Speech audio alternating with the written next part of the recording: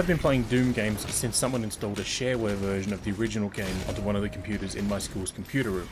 I know it's been quite a while, so whenever a new entry in the series pops up, I'm always down to play it, and thanks to Bethesda, I was given the chance to do so recently, and came away very impressed. So what is the same? There is a fair bit that feels the same. The guns still pack a punch, the music still rocks, and of course, like the more recent Doom games, there's a lot of demons to blast. What we had access to for our preview were 4 stages, with the first being the more traditional type of level, run around and shoot everything. The other stages all used the new aspects, giant mech suit, dragon and open space, but more on those in a bit. What I was happy to see is that almost right away, jumping into the more traditional level, is that the new elements, the shield, fit right in. In Doom 2016, it didn't have to worry about breaking expectations as it was a reboot of the series, but this is the third entry and players have an idea of what they're like. So mixing in a more defensive option to a run and gun shooter, well, it would have been quite a hard balancing act, but they achieved it. The shield will not protect you at all times. It has a meter that builds up the more you use it, and once it maxes out, the shield can't be used for a bit. Think of it like a minigun in any game. You can fire as long as the heat levels don't get too high. The same happens here. If you opt to use the shield sparingly, then you can break it out whenever you need it. The other addition to the Slayer's arsenal was a gauntlet, which made me chuckle as it was presented in a cutscene where the Slayer was already wearing something similar. This new gauntlet is a replacement for the chainsaw, because again it's set in another time, but much like the chainsaw, you can only use it once you have the power. Another return, though enhanced feature, is the enemy dismemberment that first appeared in Eternal. Some enemies rock heavy armor and you need to take that off before you can hurt them.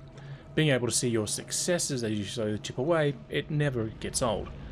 There are, of course, keycards to find, the red and blue cards being staples of the series, like Mario and his power-ups, and having them fit into the game in some meaningful ways felt right. Now, for some games that make prequels, it's more out with the old and in with the new, but Doom the Dark Ages has kept a solid balance of bringing in fresh ideas, but keeping the spirit of what made the recent entries so much fun intact. So what about the new? Well, I could wax poetic and say things are all great additions, but there are some reservations. In order to keep things fair, I'll talk about things in the order in which we played them. The first big new thing was that of the giant mech, known as the Atlan. The goal on this mission was simple: defeat a bunch of larger boss-type enemies and attempt to stop the demons from bringing down a barrier that was protecting a lot of lives.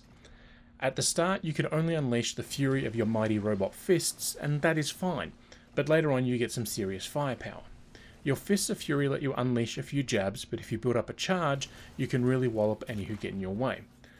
The gun that I was able to pick up was a giant minigun, and it worked exactly how you think it would.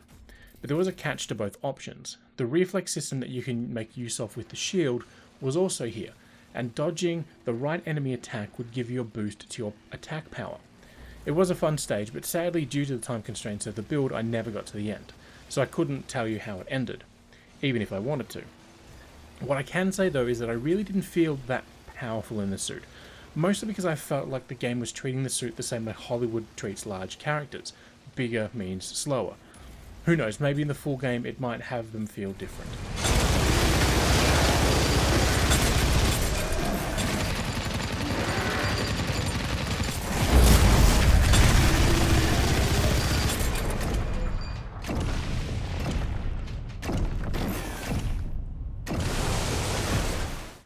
The coordinates to the artifact are inside the city.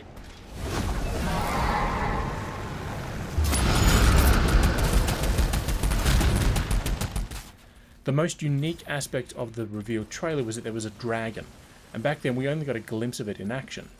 The third stage that the preview build offered was the chance to literally take to the skies.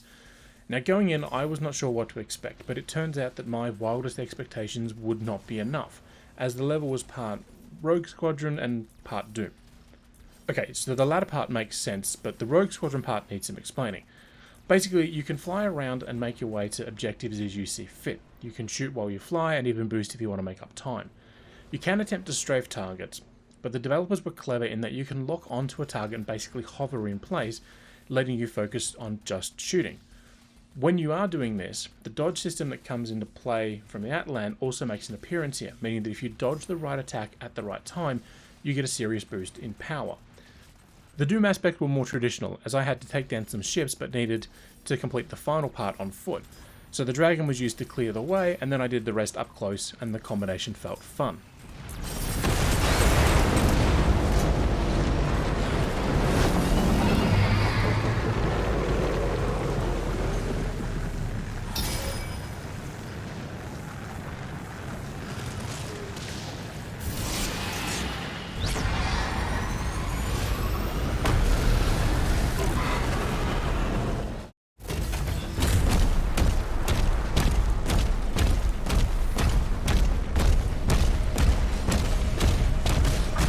Perhaps the most intriguing addition to the game was going to be the open play spaces, because Doom, for all that it has done over the years, has almost always been quite linear. Sure, there are times when you can venture off the beaten path and find a secret, but it almost always returns you back to the main path and you continue on. The section that we were given access to was called Siege, and the objective was quite simple: take down a number of portals that were spawning in waves of demons. Because of the open nature of the area, there was no set path that we had to follow, so we could approach each objective in any order.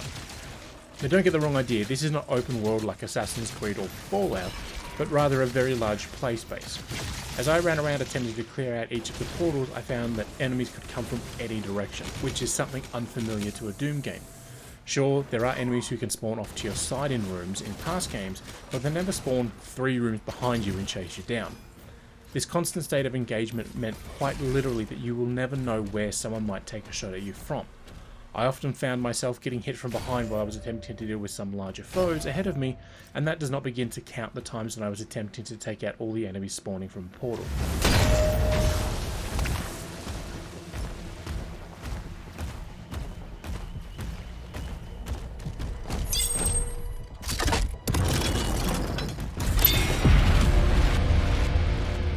What made this utter chaos so damn fun was that it really brought everything together. The new weapons, the shield, and the abilities all combined with a sense of exploration unheard of in a Doom game. It was just pure fun. Yes, I died a lot in this area, mostly due to the marauder type enemies that would appear in the world, but once I remembered the words from Marty Stratton, the game's director, I found a groove and lived up to my character's name.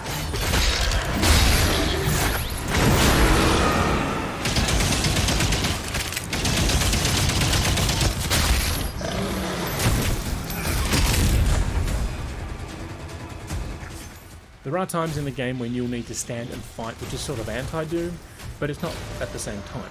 Using the shield to parry attacks, getting in and walloping as much as you can before stepping back and starting over, it's so different and just joyful.